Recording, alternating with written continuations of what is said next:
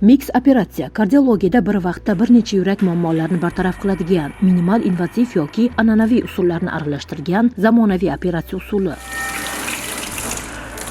Poytaxtda bemor yuragiga kirib borish uchun qovurg'ani shikastlamay katta kesmalarsiz jarrohlik amaliyoti yo'lga qo'yildi. Mix yurak operatsiyalarining eng afzal tomoni va eng muhim tomoni tush suyagining, ya'ni oldingi suyakni kesilmasligi, qovurg'a sohasining but qolishi. Mix operatsiyalarining turiga qarab chap qovurg'a oralig'idan yo o'ng qovurg'a oralig'idan operatsiya qilinadi. Kasalni reabilitatsiya davomiyligi ham ancha qisqaradi.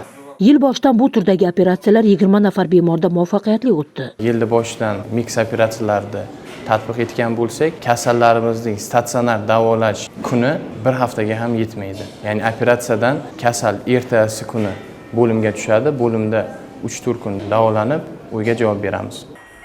Poytaxtimizdagi Milliy tibbiyot markazi rivojlangan mamlakatlar yutug'ini O'zbekistonga integratsiya qilib, mahalliy mutaxassislarning malakasini oshiryapti. Chet el tajribasi asosida noyob operatsiyalarni o'zimizda ham yo'lga qo'yyapti. Masalan, kuniga 60 ta noyob operatsiya o'tkaziladigan Xitoyning yetakchi milliy yurak klinikasi, Fuwa yurak markazi hamda Xi'an Ziyatong universiteti birinchi kasalxonasi tajribasini o'rganish orqali mahalliy mutaxassislar malakasi oshirildi. Bugun esa u yerda o'rganilgan ilg'or usullar yurtimizda ham joriy etilyapti. Milliy tibbiyot markazida mana o'tgan yil dekabr oyida bizlar ustozlar bilan birga Xitoy Xalq Respublikasida bo'ldik. Ularda bo'lgan kam invaziv mix operatsiyalarni o'rganib, mana o'zimizning Milliy tibbiyot markazida ham shu yilni boshidan boshlab tatbiq etishni boshladik.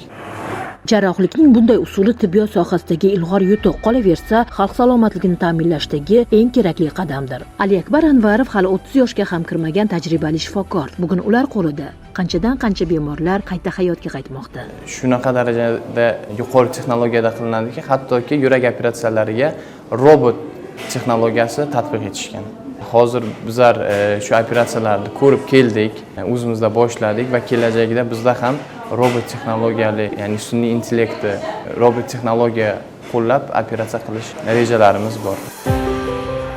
Ular qo'llayotgan yangi tajriba bemorlarning tiklanish muddatini sezilarli darajada qisqartirmoqda, og'ir va asoratlar xavfini kamaytiryapti. Buni hech ikkilanmay tibbiyotdagi islohotlar deyish mumkin. Mo'tabar Nurmuhammedova, Aydus Ermakbayev, Zohidjon Mamasoliyev, Toshkent.